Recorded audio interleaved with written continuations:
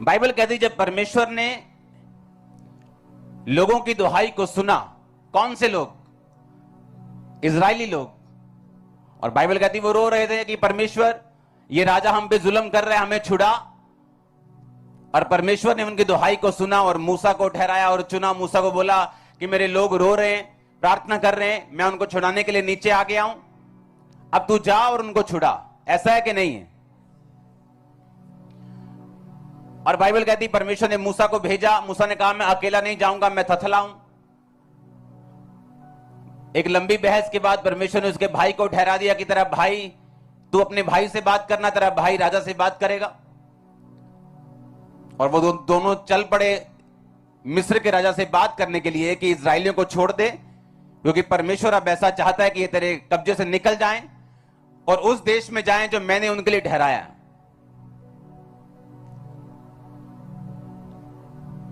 शैतान को आदत नहीं है आपको जल्दी छोड़ने की, वो ढीठ प्राणी है, उसको आदत नहीं है।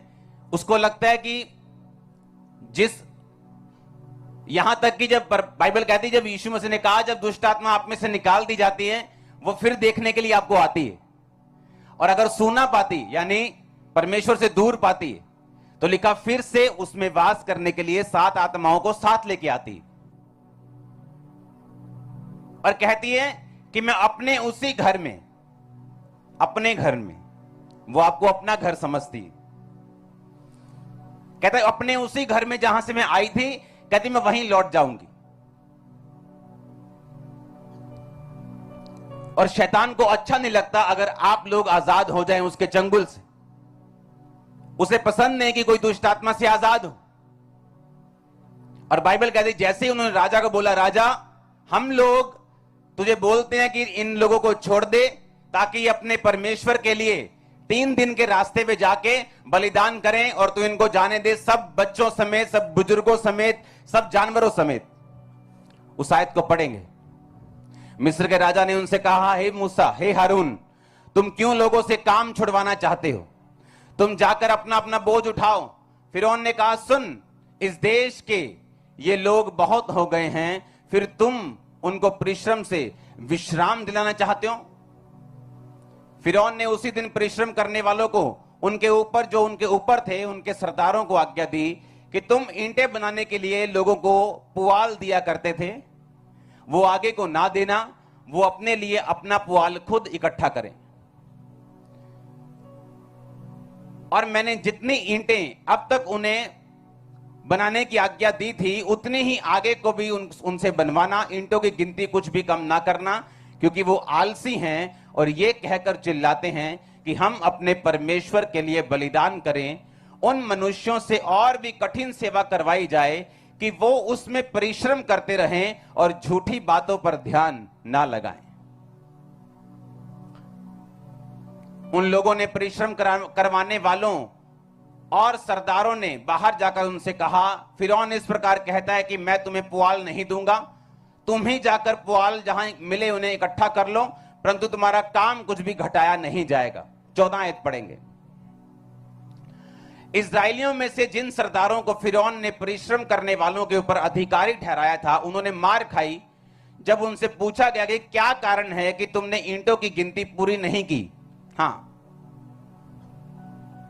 तब इस्राएलियों के सरदारों ने फिरौन के पास जाकर कहा, तू अपने दासों से ऐसा बर्ताव क्यों करता है? तेरे दासों को पुआल नहीं दिया जा रहा और हमसे ये कहते हैं कि ईंटें उतनी ही बनानी पड़ेंगी, और तेरे दासों ने भी मार खाई है, परंतु दोष तेरे लोगों का है। फिरौन ने कहा, तुम आलसी हो, आलसी, इस कारण कहते हो कि हमें यहोवा के लिए बलिदान करने को जाने दे। अब जाकर अपना काम करो, पुआल तुमको नहीं दिया जाएगा, परंतु ईंटों की गिनती पूरी करनी पड़ेगी।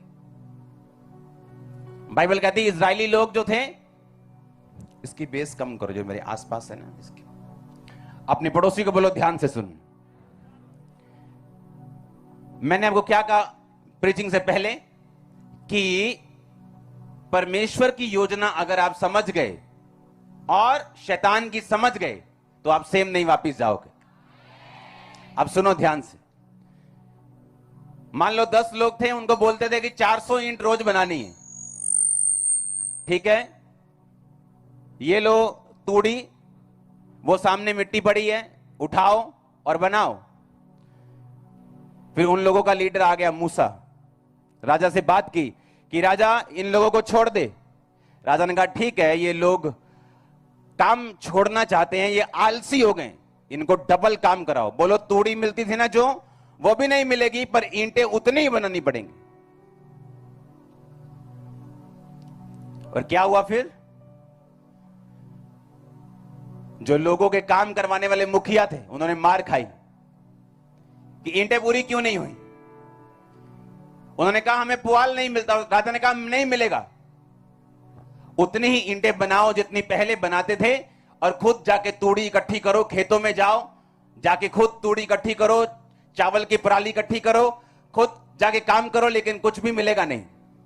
और बाइबल कहती उनके सरदारों ने इकट्ठे होकर मूसा से कहा तू यहां पे जब से आया है, हमारे संकट के दिन आ गए हैं, हमारी मुसीबतें बढ़ गई।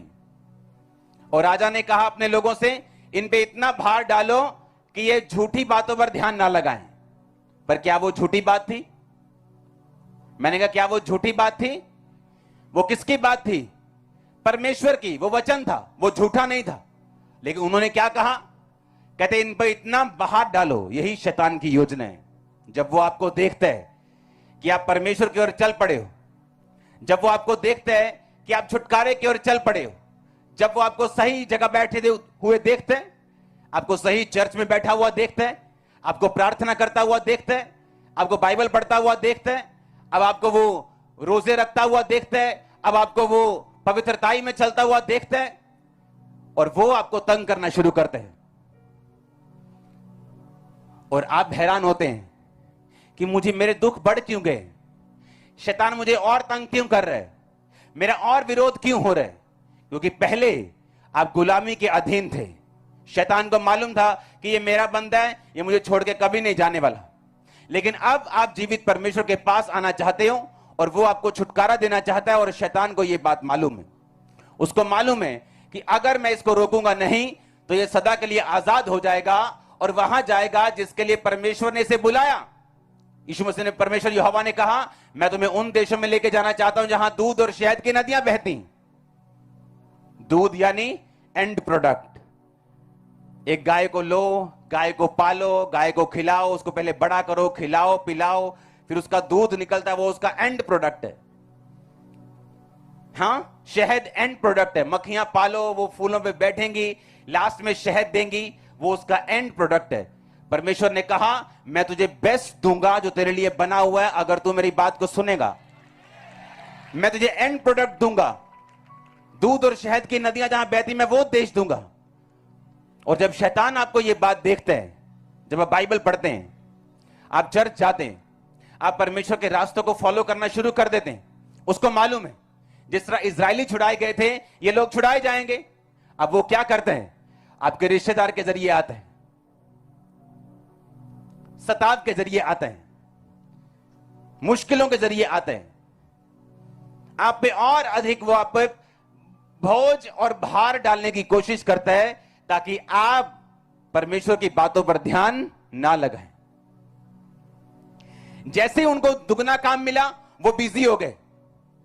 और मूसा दोबारा फिर आया। मूसा कहता परमेश्वर ने मुझसे कहा है कि ऐसा ऐसा ऐसा ऐसा होगा और तुम लोग इस देश में जाओगे। और पर बाइबल कहती अपने दिल की बेचैनी के कारण अब उन्होंने मूसा की बातों पर ध्यान नहीं लगाया। अपने मन की क्रूरता और दिल की बेचैनी के कारण, कि जब पहले मूसा ने कहा था आओ मैं तुम्हें चिन्ह दिखाता हूं, देखो मेरी लाठी सांप बन गई, मेरा हाथ देखो कोड़ी हो गया, बंदर डाला फिर चंगा हो गया। कहते हाँ ठीक है हम तेरे साथ है, जा राजा से बात कर। जब राजा ने आगे से चप्पल निकाल ली और वापिस आ गए, उसके बाद कहते नहीं मूसा अब हम तेरी कोई भी बात नहीं सुनेंगे। और यही शैतान चाहता था।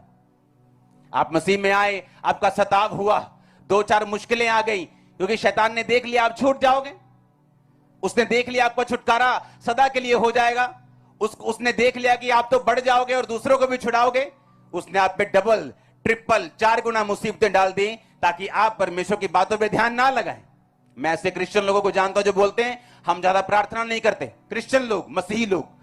मैं क्या क्यों? कहते जैसे हम प्रार्थना करना शुरू करते हैं हमारे घर में मुसीबतें बढ़ जाती हैं, मैंने कहा अच्छा तो फिर क्या करोगे? कहते हम प्रार्थना नहीं करते, हम बहुत थोड़ी प्रार्थना करते हैं।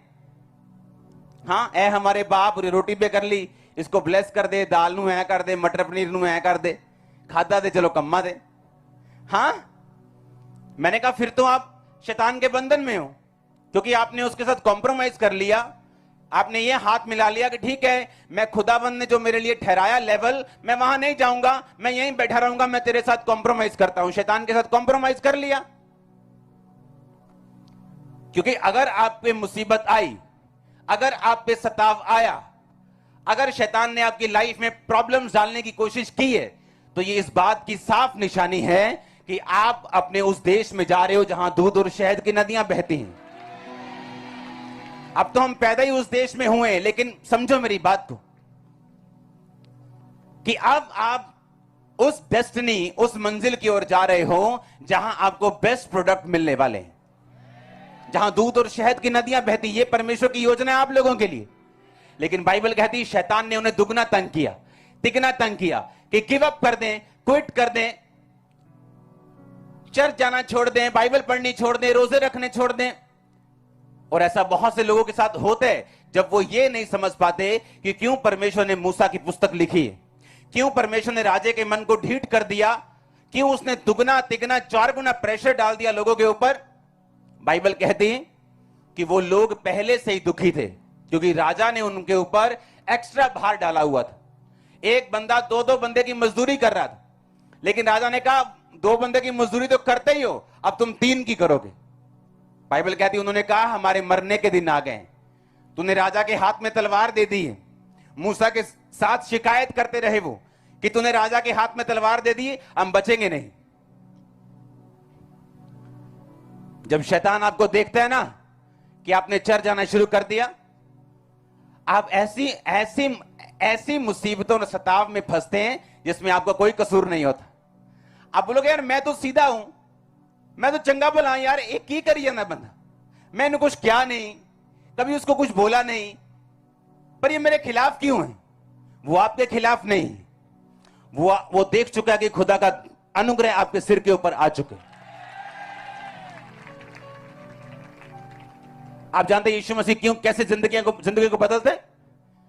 जब आप जानते हैं जो लोग पाप में गिरते हैं, और कई लोग ऐसे हैं जो पाप के साथ बहुत संघर्ष करते हैं, उनसे अपने शरीर पे कंट्रोल ही नहीं हुए, हर टाइम संघर्ष करते हैं। आप जानते हैं वो कौन लोग हैं?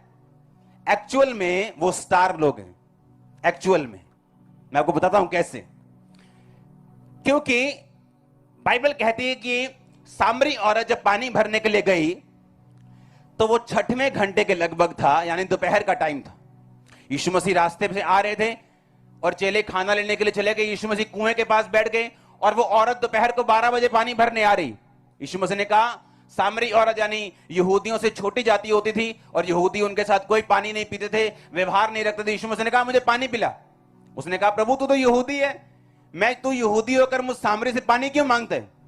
और वहां पर यीशु मसीह ने जात और पात को खत्म कर दिया। बोला नहीं, कितनों को मेरी बात समझ आ रही? उसको एक्सेप्ट किया कि मुझे पानी पिला और मैं भी तुझे वो पानी दूंगा जिसे पीकर तू प्यासी नहीं रहेगी और अनंत जीवन का सोता बन जाएगी, तेरे अंदर से वो निकला करे। सुनो मेरी बात। अब अगर आप ध्यान से देखें तो वो औरत, यीशु मसीह ने कहा जा अपने पति को लेके आ। उसने कहा मेरा कोई पति नहीं। यीशु मसीह ने कहा ठीक कहती तू, क्योंकि तू 5 पति कर चुकी और अब भी जिसके पास तू रहती है वो तेरा पति नहीं, तू नाजायज तौर पे एक बंदे के साथ रह रही। और यही कारण था कि वो औरत रिजेक्टेड थी। रिजेक्टेड इसलिए थी कि कोई भी बंदा उसके साथ पानी भरने के लिए, औरतें इकट्ठे पानी भरने के लिए सुबह सुबह जाती थी, दोपहर को नहीं जाती थी, सुबह सुबह या शाम को, मोस्टली सुबह। लेकिन ये दोपहर को इसलिए गई क्योंकि ये रिजेक्टेड थी। रिजेक्टेड क्यों थी? क्योंकि इसको पाप करने की आदत थी। इसकी मैरिज फेल नहीं हुई थी कि ठीक है एक मैरिज फेल हो गई, दूसरी कर ली, चलो कोई बात नहीं, दूसरी फेल हो गई, तीसरी फेल हो गई। परमेश्वर कहता है वो तू 5 पति कर चुकी, अब भी जिसके पास तू है वो तेरा पति नहीं है, पर तू उसके साथ रहती है। इसको पाप करने की आदत थी। पाप की वजह से इसको रिजेक्शन सहनी पड़ी, दुख सहने पड़े, पाप की वजह से इस औरत की फैमिली कभी सेट नहीं हुई, इसको राइट पति कभी नहीं मिला। बॉयफ्रेंड ही मिलते रहे और वो छोड़ के जाते रहे, क्यों? पाप की वजह से। लेकिन जब यीशु मसीह ने उसे देखा और बोला अगर तुम मुझसे मांगे उस माफी के झरने को और मैं अगर तुझे दूंगा, और बाइबल कहती है जब यीशु मसीह ने उसके सारे भेद खोल दिए, उसने कहा मुझे लगता है कि तू भविष्यद्वक्ता है। तो क्या हुआ? वो औरत ने यीशु मसीह को ग्रहण किया, इसका मतलब उसने पाप छोड़े, और बाइबल कहती उसी औरत के द्वारा वो पूरा गांव बचाया गया। क्योंकि वो भागी भागी गांव में गिर बोली, देखो देखो देखो मैंने जो किया तुम्हें भी नहीं पता पूरा, लेकिन उस बंदे ने मुझे सब कुछ बता दिया। मैं जैसी हूं उसने मुझे पूरा बता दिया, मैं क्या हूं उसने मुझे पूरा बता दिया। आओ देखो वही भविष्यद्वक्ता है जिसके बारे में हम इंतजार कर रहे हैं। और बाइबल कहती गांव वाले आए और यीशु मसीह को मना के ले गए, और 2 दिन यीशु मसीह उनके साथ रहे, और उन गांव वालों ने देख लिया कि ये परमेश्वर है और उसको ग्रहण किया। अब क्यों शैतान ने उसको तंग किया, उस औरत को? क्यों हमेशा उसे पाप में डालता रहा? क्यों उसकी हमेशा खिंचाई करता रहा? क्योंकि शैतान को पूरा तो नहीं पता, पर उसको कुछ कुछ पता होता है कि ये व्यक्ति खास है और खुदाबंद का चुना हुआ है और कुछ काम करेगा। आप मेरी बात समझ रहे कि नहीं? और उसी टाइम से वो पीछे लग जाता आपके कि इसको गिराओ व्यभिचार में, क्योंकि व्यभिचार में गिरेगा तो खुदा से दूर रहेगा, व्यभिचार में गिरेगा तो परमेश्वर की योजना पूरी नहीं हो पाएगी, रिजेक्टेड रहेगा। अगर व्यभिचार में रहेगा तो बेइज्जती में रहेगा, इज्जत नहीं मिलेगी, क्योंकि बाइबल कहती है इज्जत खुदाबंद बढ़ाता है आपकी। उसे मालूम है, क्योंकि वो रोशनी देख सकता है, लेकिन कंप्लीट आपकी लाइफ में क्या होगा ये तो परमेश्वर जानते हैं। हालेलुया। पर शैतान को रोशनी दिखती है, उसको मालूम है कि कुछ है इस व्यक्ति में खास। अगर मैं इसको नहीं मारूंगा, उसका पीछा नहीं करूंगा, इसको नहीं गिराऊंगा, तो ये वही काम कर पाएगा जो उस औरत ने किया। हालेलुया। और आप देखते हैं ज्यादातर जो आत्मिक स्टार्स हैं, जो आत्मा में स्टार लोग हैं, वो पाप में गिर जाते हैं, और जो लोग नहीं गिरते वो आगे बढ़ जाते हैं। और गिरने के बाद जब बेइज्जती आती, जब मुसीबतें आती, जब मुश्किलें आती, उनको मालूम होता है कि ये शैतान की योजना थी, इसलिए उसने मुझे गिराया। क्योंकि शैतान उन लोगों को गिराने का ज्यादा इच्छुक है जिनकी लाइफ में परमेश्वर की कोई योजना है। हालेलुया। आपको कभी हैरानी नहीं होती क्यों हर टाइम वो आपको बोलता है चल सिगरेट पी, चलो चलो सूटा, ओ सिगरेट पी रहा, ओ तेरी तो देख लिया, दिल कर रहा है। कितने मेरी बात को समझ रहे हैं? क्यों ऐसा क्यों? या वे विचार करने के लिए, या पैसे की, ये इस चीज की, क्यों? उसे मालूम है, वो रोशनी देख चुका है, उसे मालूम है आप कौन है, उसे मालूम है आपकी लाइफ से क्या होगा। इसीलिए बाइबल कहती है जब राजा ने देखा इस्राएलियों को तो वो डर गया। कहता ये इतने ज्यादा हो गए? कहते हाँ। कहता इनको दबाओ, ज्यादा मजदूरी करो। ज्यादा मजदूरी की उन्होंने दुहाई दी। परमेश्वर ने मूसा को भेज दिया। मूसा कहता छोड़ दे इनको। कहते अच्छा छोड़ दो, अच्छा तिगनी कर दो मजदूरी। शैतान जैसे उनके ऊपर लाइट को देखता है, उनको दबाने की कोशिश करते हैं। लेकिन बाइबल कहती जैसे जैसे शैतान इस्राएलियों को दबाता गया वो और बढ़ते गए। आपको मालूम होगा कि क्यों शैतान आपके पीछे पड़ा है, वो क्यों आपको गिराना चाहते हैं। वो चाहे पाप के जरिए हो, डराने के जरिए हो, धमकियों के जरिए हो। क्यों? क्योंकि वो रोशनी देख चुके हैं। वो ये चाहता है कि आप रिजेक्टेड रहें। वो ये चाहता है कि उस सामरी औरत की तरह आपका घर कभी सेट ना हो। वो चाहता है आपका फाइनेंस कभी सेट ना हो। वो ये चाहता है, और उसका इंस्ट्रूमेंट, अगर शैतान आपकी लाइफ में कुछ चाहते हैं तो वो पूरा कर सकता है अगर आप उसके बताए रास्तों पे, व्यभिचार के रास्ता, नशे का रास्ता, गलत देखना, गलत सुनना, गालियां निकालना, अगर आप उस रास्ते पे चले तो वो उन सब चीजों को आपकी लाइफ में